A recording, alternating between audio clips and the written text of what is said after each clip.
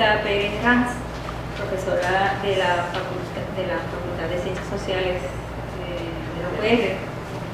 Ella nos va a hablar sobre el hábitat suburbano en Puerto Rico como espacio global, una seductora y violenta paradoja. Bien, buenas tardes. Lo primero que tengo que decir es que me encanta poder hablar después del compañero, precisamente porque mucho de lo que voy a hablar incide, o más bien él ha planteado algunos aspectos de lo que voy a hablar. Quiero comenzar primero dando unos agradecimientos. Desde el año 2007, un grupo de profesores de la universidad, específicamente del recinto de Río Piedra, hemos identificado la urgente necesidad de mirar desde la ciudad. De ahí nos dimos a la tarea de desarrollar un espacio para el estudio del urbano desde múltiples perspectivas, es decir, desde una mirada interdisciplinaria. A estos efectos se organiza lo que llamamos Proyecto de Estudios Urbanos, que me honro en coordinar, y ya vemos varios compañeros de ese proyecto. En este espacio se ha generado una importante colaboración con la Escuela de Arquitectura, desde donde se han articulado muchos importantes esfuerzos. Actividades como esta recalcan la necesidad de reflexionar y producir conocimiento que parta de los espacios de interacción más comunes para la humanidad hoy en día, los urbanos, las ciudades. Agradezco, por lo tanto, la invitación a participar en esta actividad y felicito a las organizadoras, esto es un banquete, por proponer la reflexión en torno a la violencia y su relación con lo urbano como mundo de posibilidad en la convivencia humana. Procedo entonces a mi ponencia. Tengo una presentación PowerPoint, por favor.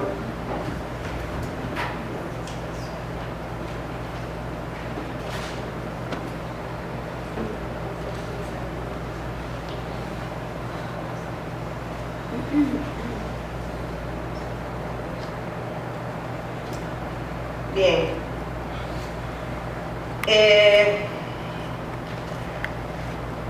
Pásate a la próxima. Cuando reflexionamos en torno a la violencia urbana, imaginamos la misma expresándose en los antiguos y dilapidados cascos urbanos, de los que hablábamos hace un rato, en las barriadas y arrabales urbanos. Pocas veces pensamos que pueda manifestarse violencia en los plácidos espacios de los vecindarios suburbanos de nuestras urbanizaciones. Los desarrollos de vivienda en el suburbio significan limpieza, promueven la vida ordenada y por lo tanto pertenecen a las llamadas clases medias. He querido comenzar con esta cita, a la que retomaré después, porque un poco esa es la idea, ¿verdad?, desde donde trabajo el hábitat, ¿verdad?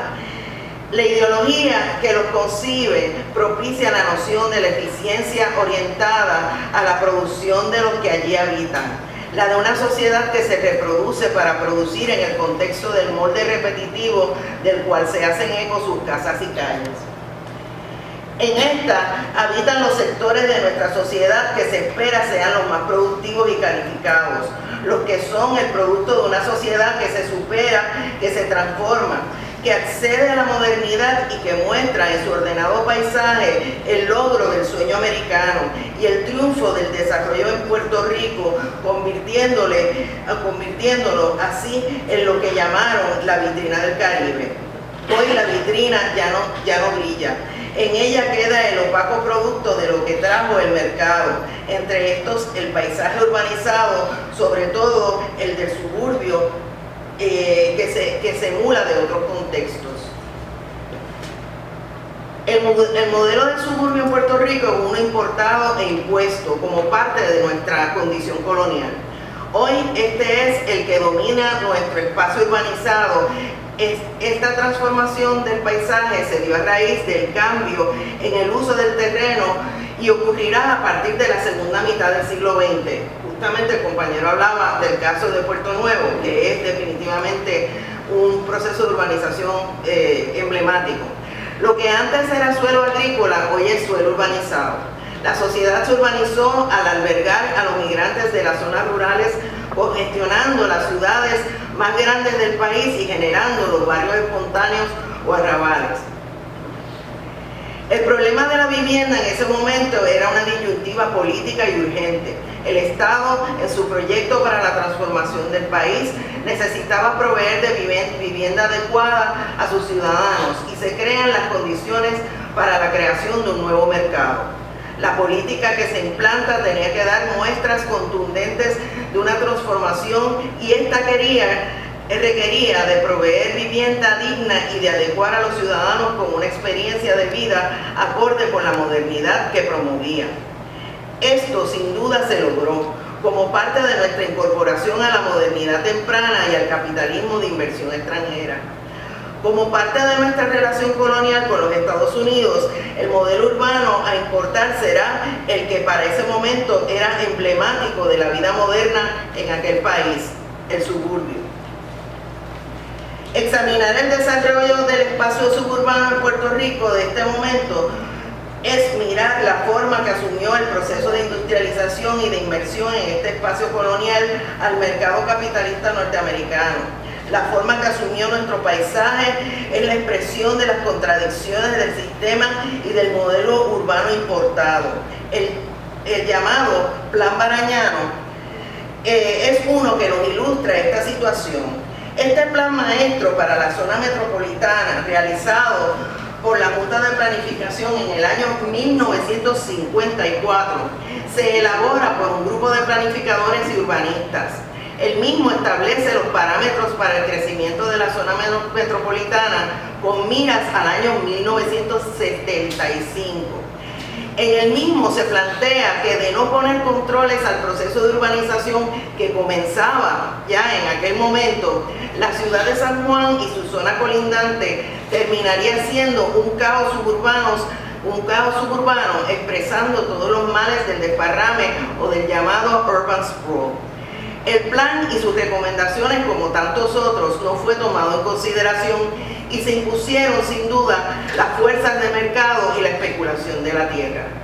El modelo de urbanización que se implanta establece que cada familia tendrá su residencia individual, como describía el compañero, con espacio suficiente para zona de jardín y césped, separada de sus vecinos y con espacio para almacenar todos los nuevos artefactos que podrá consumir para propiciar su vida de confort. Los habitantes de estas comunidades tendrán que llevar a cabo sus actividades mediante el uso del automóvil privado, para el cual el diseño de las viviendas ya incluye en su espacio. El automóvil privado se convertirá en la burbuja, lo que hablábamos, individual, que conducirá individual y privadamente a los residentes de los suburbios de espacio a espacio, evitando el contacto e interacción de forma aséptica. Cito: "In the suburbs, time normally spent in the physical public realm is now spent in the automobile, which is a private space as well as a potentially sociopathic device." Cita de Andrés Duany. El desarrollo del fenómeno suburbano es ícono de la modernidad y ha propiciado críticas alrededor del mundo. Desde lo espacial, esta práctica tiene un efecto negativo al transformar el terreno agrícola en un urbano, igualmente tiene un impacto ambiental nocivo al eliminar espacios de importancia ambiental como bosques y diversos y sensibles ecosistemas. Desde la urbanística, las críticas a este modelo también son muchas. Quizás una de las más conocidas es la de Andrés Duany. Él plantea que el modelo suburbano es uno antisocial, ya que no promueve el desarrollo de comunidades saludables, el diseño repetitivo de sus residencias, la complejidad y curvatura de las calles, la distancia entre residencia y residencia y hasta la ausencia de aceras son elementos que obstaculizan el desarrollo comunitario. Estos diseños propician la anomía y desaniman el sentido de comunidad, tal y como planteaba Durkheim ya para 1897 en su trabajo sobre el suicidio.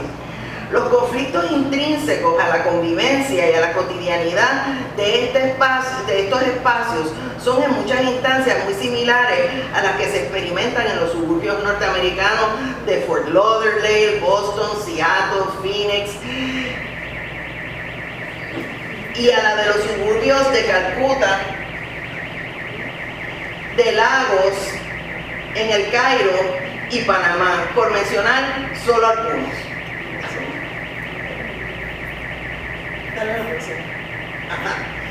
Bien, se trata de los suburbios ciudades dormitorios diseñados para el confort y el pleno desarrollo del individualismo y para significar el acceso a la modernidad. El suburbio, por su forma y por su ideología, por la ideología que la justifica, crea la noción de ser el espacio para las clases medias como categoría social sin contradicción. Es decir, refuerza la noción de una sola y consistente y monolítica clase media. Cito: "Despite some mid-20th century claims that suburbia is a classless place, in each era of suburban life, economic class has affected residents' employment options, commuting choices, lot sizes, and house sizes, as well as favored shapes for houses, porches, and yards." De Hayden. El proceso mediante el cual se producen las zonas suburbanas puede darse como uno planificado y producido bajo los controles del Estado, o simplemente puede dejarse a que se manifieste dependiendo de las fuerzas del mercado. Independientemente de que se dé planificación del proceso o no, el mercado y el criterio del espacio como mercancía han sido los elementos determinantes y dominantes en nuestro país. Los habitantes de los suburbios más que ningún otro viven en los espacios geográficos mercantilizados. Sus residencias, sus comunidades, sus centros comerciales y las autopistas que los conducen a otros espacios tienen evidentemente un precio. La proliferación de los suburbios con estas características es hoy un fenómeno que se experimenta alrededor del mundo, particularmente en aquellos países que se desarrollan económicamente como parte de la globalización y el neoliberalismo. Al examinar el imponente proceso de urbanización experimentado alrededor del mundo, se observa que la ocupación del espacio más significativa es la que se lleva a cabo a raíz del crecimiento de los suburbios. Los suburbios son responsables del desparramo urbano, del mal uso del terreno, del uso indebido de los recursos de energía y generado su impacto ambiental negativo. El crecimiento de este tipo de espacio urbano ejerce un efecto depredador sobre el espacio, el medio ambiente y el paisaje, y no provee para el desarrollo óptimo de los individuos, comunidades, precarizando las relaciones sociales. El Atlas Ambiental de Puerto Rico, que es lo que estamos viendo ahí en una página, presenta una serie de mapas en donde se ilustra claramente el proceso de transformación del uso de terreno desde la década de los 70. En los mismos se muestra el crecimiento de una gran mancha urbanizada alrededor de nuestras ciudades más importantes. Al examinar el tipo de construcción responsable de este desparrame, notamos que la responsabilidad recae sobre las urbanizaciones. Muchas de estas, además, fueron construidas en zonas vulnerables. En estos espacios, el área construida en su mayoría es la de viviendas unifamiliares, salpicadas por los espacios para centros comerciales, de servicios y atravesadas por una compleja red de carretera. La construcción de ese tipo de comunidades en Puerto Rico, además, nunca ha ido de la mano del desarrollo de un sistema efectivo de transporte público. En el diseño de la mayoría de los grandes desarrollos durante el periodo de los 50, 60 y 70, se omitió incorporar espacios para la actividad comercial y para diversos servicios. Por este motivo, a los márgenes de las calles más importantes de estos desarrollos, rápidamente surgen los negocios espontáneos en espacios residenciales. Los colmaditos, las peluquerías, las de marquesina, inician la transformación del uso del espacio obviando reglamentos. Esta práctica es en la medida que se hace más común, termina por imponerse y transforma los espacios residenciales en áreas comerciales improvisadas y permanentes. Estos usos se imponen agresivamente por necesidad sobre espacios que no fueron diseñados para ello. El resultado será uno negativo, no solo estéticamente, sino que genera los consabidos problemas de obstaculización del peatón y molestias para los residentes aledaños, entre otros. El habitante de los suburbios además requiere y depende de vehículos de motor. Este y otros requisitos son parte de la vida suburbana. Por consiguiente, una ideología de apego al automóvil es parte intrínseca de este estilo de vida. De la misma manera lo es el centro comercial y los servicios de ventanilla. El desarrollo del suburbio y las características de las residencias de las urbanizaciones experimentan unos cambios significativos a partir de la década de los 80. En ese momento veremos el surgimiento del fenómeno de las urbanizaciones cerradas de control de acceso o gated communities. Estamos ahí. Este proceso coincide con el surgimiento de sectores sociales más grandes que acceden a salarios más altos. Este será el mercado al que abordarán los llamados desarrolladores. De ahí la construcción de los desarrollos de vivienda en zonas de Cupey, Trujillo Alto, el crecimiento de Guaynabo. Para las últimas décadas del siglo XX, los 80 y los 90, se percibe una transformación en el punto de vista de los puertorriqueños hacia la adquisición de la residencia y su apreciación de la misma. Por un lado, la vivienda va a asumir un predominante significado de mercancía. Esta se concibe como la mejor inversión. En el contexto del auge del mercado inmobiliario, la vivienda transformará su significado. Para este momento, el diseño de las viviendas experimenta modificaciones importantes. Los nuevos diseños omiten el balcón. Las residencias miran hacia el interior. Ya no promueven la interacción con los vecinos. Estas viviendas promueven el individualismo y la interacción separada de cada unidad familiar y de los individuos que allí residen. En las urbanizaciones cerradas se privilegia su encierro en virtud de la seguridad como una mercancía apreciada. No solo se diseñan estructuras que aíslan de los vecinos, sino que además la comunidad se separa de su sociedad mediante muros y vigilancia policíaca. Cito: "The gated community contributes to a geography of social relations that produces fear and anxiety simply by locating a person's home and place identity in a secure enclave, gated, guarded, and locked." Es paradójico notar que el espacio suburbano, justificado como espacio ideal para la residencia tranquila del urbanita de la modernidad, emula el espacio que nos recuerda las preocupaciones de los pensadores de las ciencias sociales del siglo XIX.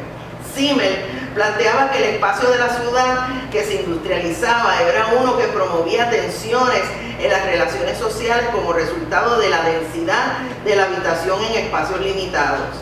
En este sentido, el suburbio, con su fórmula de la unidad de vivienda unifamiliar con espacio libre para jardinar en sus alrededores, era la antítesis de esa experiencia y pretendía resolver el problema. El suburbio sin duda higieniza y organiza el hábitat humano en pos de la eficiencia y la promoción de una productividad. Clasifica y pretende ser el espacio que promueve la mejor convivencia para la productividad de sus habitantes. Sin embargo, en estos espacios idealizados se manifiesta la contradicción y la violencia. Por otro lado, en el contexto de los últimos desarrollos suburbanos, la violencia es la que excluye, pero al excluir también agudiza el miedo. Cito: "The community they are searching for is one imagined from childhood or some idealized past. In a variety of ways, these residents are searching for their version of the perfect community, one where there is no fear, no crime, no other people." El suburbio ciertamente crea condiciones de confort y relativa paz, pero el costo de esta es la alienación y la anomía, el desconocimiento y la insensibilidad de lo que pasa más allá de los portones de la urbanización. Los desarrollos cerrados han proliferado en la medida en que se ha vendido la mercancía del miedo, el temor al otro. El fenómeno de las llamadas urbanizaciones cerradas es un fenómeno del mercado, pero también es un acto expreso de exclusión, de diferenciación y de negación del otro. En estos espacios además se mira hacia adentro, se elimina el balcón y se cierra con el portón la interacción con los vecinos. La distribución espacial de estas viviendas provee de un mirar hacia adentro y facilita el convivir en habitaciones separadas, promoviendo el desarrollo de la existencia solitaria entre los miembros de la familia. Con el advenimiento de los sistemas de comunicación electrónico, incorporan la posibilidad de acceder y recibir servicios sin moverse de la vivienda. El habitar en los suburbios sin duda logra la existencia en lugares de aparente paz y orden. Es una sensación de seguridad que nos recuerda el regreso al útero o quizás a la infancia protegida, pero al precio del mercado. En nuestro país, el auge de las comunidades con control de acceso a partir de la década de los 80 ha propiciado un interesante proceso mediante el cual muchas comunidades que antes no estaban cerradas, ahora lo están y otras se organizan para poderse cerrar. Los vecinos justifican su gestión a partir del valor de sus viviendas. Argumentan que aquellos vecindarios desprovistos de portones enfrentan una devaluación de la propiedad en el mercado. Cerrar urbanizaciones otorga más valor de venta a las viviendas, decían. La contradicción es que la paz y el orden son el resultado de un precio de mercado y el de la disociación social. La condición humana y la de su sociedad se manifiesta sobre relaciones contradictorias. Se da en virtud de relaciones dialécticas. El espacio urbano es una expresión y reflejo de las relaciones humanas. Reconocemos las grandes contradicciones que se manifiestan en los vecindarios de las comunidades de bajos ingresos, pero es difícil percibirlos en el contexto de los espacios de privilegio que se crearon para cumplir con los sueños de la existencia ideal.